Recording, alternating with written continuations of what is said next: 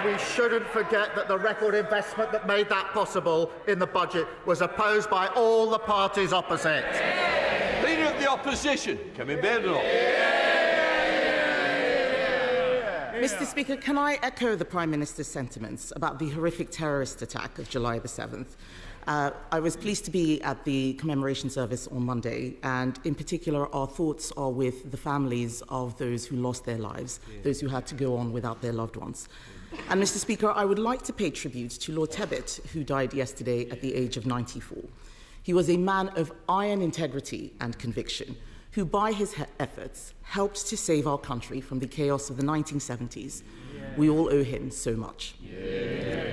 Mr. Speaker, in their manifesto last year, Labour promised not to increase income tax, not to increase national insurance, and not to increase VAT. Does the Prime Minister still stand by his promises? Yes. Mr. Speaker, it is rare. It is rare, yes. It is rare that he's able to give a clear answer, but I'm glad that he has done so, because he also promised, in fact, he boasted that he solved the doctor strike. But only a Prime Minister who was so weak and giving 28% pay rise to doctors, only now we see that they're still voting to strike again.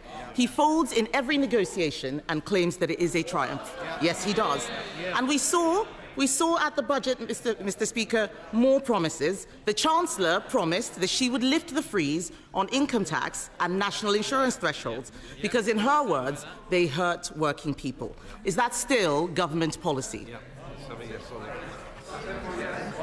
Mr. Speaker, no Prime Minister or Chancellor is going to write a budget in advance. We are absolutely fixed on our fiscal rules. We remain committed to them. We remain committed to our budget, to our manifesto commitments. I realise that sticking to your fiscal rules and your manifesto commitments is a bit unfamiliar to the party opposite, but it's because of the decisions the Chancellor took, that this government has taken, that we can update the House. £120 billion of inward investment into this country since we took office. Business confidence at a 9-year high. That's longer than the Leader of Opposition has been in Parliament. Deloitte this week saying the UK is now the best place to invest, creating 384,000 jobs. What a contrast to the mess that we inherited from the party opposite. Kemi Badenoch. Mr. Speaker, there was no clear answer there. The whole House would have heard him fail to rule out freezing tax thresholds. He could say it in the first question, he could promise, but he couldn't this time round. But what does this mean, Mr. Speaker? He's talking about record investment and more jobs. We know that people are losing their jobs. Unemployment has gone up under Labour every single month since it's their year in office. But what does it mean on this issue of tax thresholds? It means that under Labour, millions of our poorest pensioners face being dragged into income tax for the first time ever. Does the Prime Minister think it is right that struggling pensioners should face a retirement tax? Mr. Speaker, for a Prime Minister or Chancellor to say we're not going to write a budget in advance isn't a Labour thing or a Tory thing. Every single Prime Minister and Chancellor says they won't. We will stick to our manifesto commitments. We will stick to our fiscal rules. This is a language they don't understand, which is why I have to... That's what got us into the problem in the first place. And whilst she comes here every week to talk the country down, that investment, record investment, £120 billion, that will be good, well-paid jobs across the country. And this investment, Mr. Speaker, is foreign investors who can choose whether to invest in this country. They're choosing to invest in this country now because they have confidence in what this government is doing. Kemi Badenoch.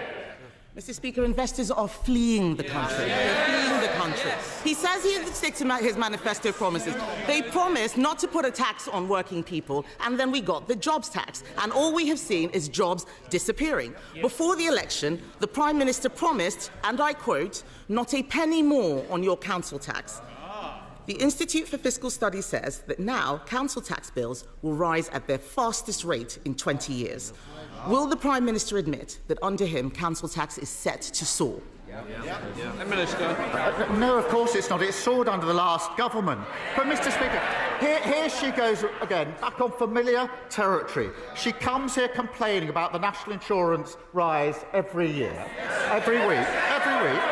She comes here complaining about it. And then when she's asked the question, well, would you have the courage then to reverse it? What's the answer? What's the answer? No! And I'll tell you for why. Because she's too embarrassed to say she doesn't want the investment we put in.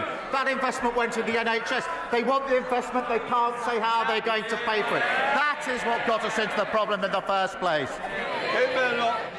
Mr. Speaker, he still doesn't understand, so I'm going to make it very simple for him. This is a mess of his own making. He shouldn't be asking how we would clean it up. The fact is, they raise national insurance through the jobs tax, and that's why they have to put up council tax. The truth is, his catastrophic budget has created a domino effect which he cannot now control. We on this side of the House know that you cannot tax your way to growth. But now he's flirting. They're all muttering. I remember that budget. They were laughing and cheering. They had no idea the mess that they were creating.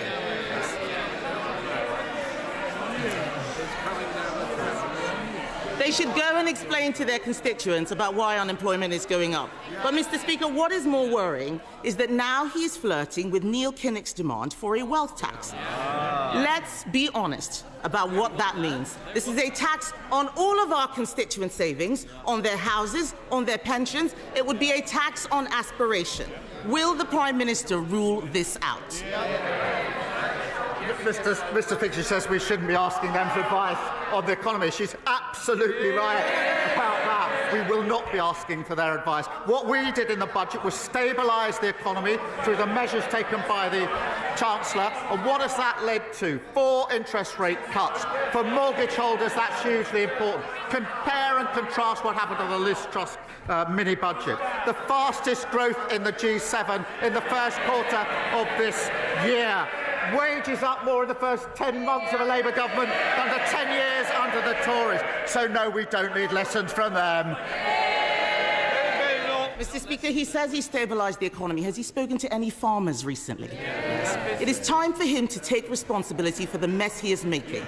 He has been in office for a year, and all we see is him congratulating himself on what a fantastic job that he has done. Nobody out there believes it. No, not even them. Not even them. What a weak chair. Mr. Speaker, he's congratulating himself. We can compare records. He talks about the fastest-growing economy. We left him the fastest-growing economy of the G7.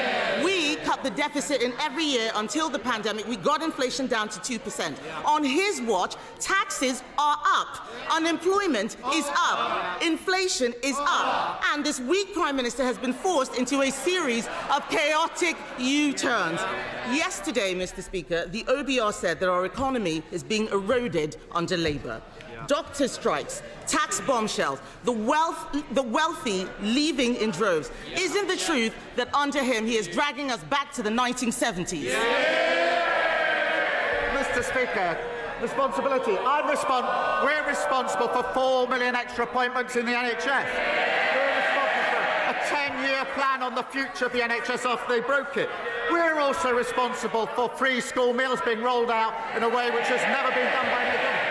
Breakfast clubs being rolled out, family hubs being rolled out, transport across the country, and migration coming down. We take responsibility and we're proud of that. Lord Hatton. Thank you, Mr. Speaker. The Eden Project in Cornwall is a proven success story, injecting millions